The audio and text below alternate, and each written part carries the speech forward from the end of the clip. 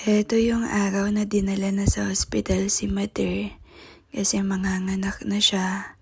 Kaya tara, samahan niyo ako for today's video. Bali sa mga part nga na to, ayan, kitang-kita nyo naman po na halos hindi na po mapakali si Mother. Kasi nga, nararamdaman niya din na mukhang manganganak na siya. Kaya eto, naligo na nga po muna siya bago sila pumunta. Pero bago yon, inantay na po muna nila yung makakasama nila. Tapos ayun, prepare lang po yung mga dapat na dalhin, mga kakailanganin nila dun sa hospital kasi nga baka matagalan po sila dun, ganun. At ayun, bali nag-arkila na nga lang din po sila ng masasakyan nilang tricycle. Gawa nga po't ayaw na din mag-drive ni Father ng mga time na to. At ayan, hina-upload ko pa nga po't sinasabi ko na sana lumabas na siya. At ayun, nung gabing to, daling araw na yun mga 1 ata yun. Yun, lumabas din. So, December 16 po siya pinanganak nun. Tapos ayan, sa mga part na to, paalis na nga po sila dyan. O, ayan, bali kami na lang po pala yung naiwan. Syempre, gusto ko sanang sumama pero wala kasi magbabantay dito sa isa kong kapatid. Wala mag-aasikaso, lalo may pasok pa po siya niyan. Kaya ayan, pagkagising nga po namin dyan, sobrang na-excite kami kasi alam mo yun, habang natutulog kami, biglang pumasok yung kapatid ko na lalaki. Tapos, ayun, sinabi niya na nanganak na daw si Mother. Tapos, pinakita niya yung picture kasi may sinend silang picture. So, yun, pagkakita nga po namin, abay talagang sobrang natuwa na talaga kami. Sobrang tuwang-tuwa kami noon. Tatawanan na kami kasi ang cute niya. Nag-aanohan na kami kung sino kamukha, ganyan. Kaya yun, napabangon nga po agad kami at inasikaso ko na nga po yung kapatid ko. At naligo na din ako kasi maya-maya ipupunta na din po ako niyan doon para makita si baby, para makita sila. Kasi nung mga time na to talaga sobrang na-excite na ako.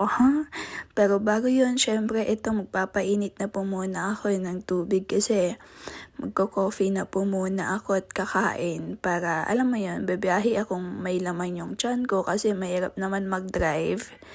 Lalo sa motor, tapos bibiyahe kang gutom or walang laman yung tiyan mo, abay baka gutumin ka sa daan. Kaya ito, kakain na muna. Habang nakain nga po ako dito mga biyang, dami ko nang iniisip para kay baby. Paano ba naman kasi, ni-imagine ko pa nga lang pa talagang natatawa na ako. Sobrang natutuwa na ako mga big. Grabe kung alam niyo lang. Dami kong plano, dami kong iniisip na gagawin para sa kanya. Pero wala sa mga hindi nga po inaasahan. Uy, ano ba? Tama na nga. Sa mga part na to, ayan, sinuot ko na yung jacket ko at pasensya na kung ang puti ng mukha ko. Naglagay po kasi ako ng sunscreen, yung tinted, ayun. Para naman kahit papano may protection tayo sa araw, lalo napakainit, no? Tapos motor lang yung gamit. So, ayun. Pagkarating ko nga po dito, hindi ko talaga alam kung saan ako patungo niyan. Pero, syempre, kasama ko yung laging magtanong pag naliligaw or kapag hindi alam kung saan papunta. Tapos ayun, hanggang sa nakarating na nga pa ako dito. Syempre, maya-maya, inano ko muna si baby. Tapos, ayan, napatawag na nga din po muna ako sa mga kapatid ko para makita nila ng video call. Para, alam mo yun, iba pa rin kasi talaga pag video call, unlike sa picture lang nilang nakikita. Kaya ayun, after namin mag video call, ayan, kinukulit ko dyan si baby kasi hindi pa siya nagigising nung mga time na yan.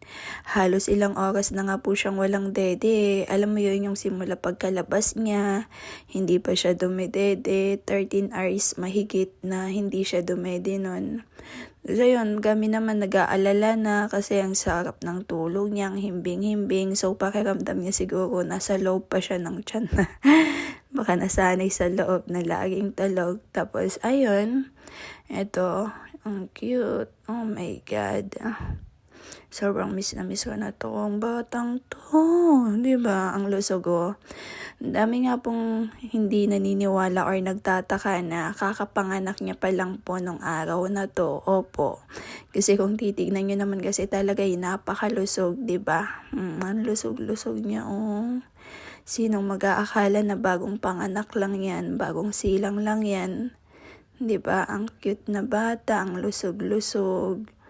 Tapos sa mga part na to, ayan, binibihisan siya doon kasi syempre, dumumi siya, tumae, ganun. Tapos ayan, sa mga part na to, binuhat ko at mukhang nagugutom na siya sa mga part na to. Kaya eto, mamaya papadidehin na yan. Pero tingnan nyo naman, napaka-cute talaga ng baby na to. Sobrang miss ko ng baby Marian namin. Mukhang gutom na siya dito no? Kaya yun, dumedi na tas natulog.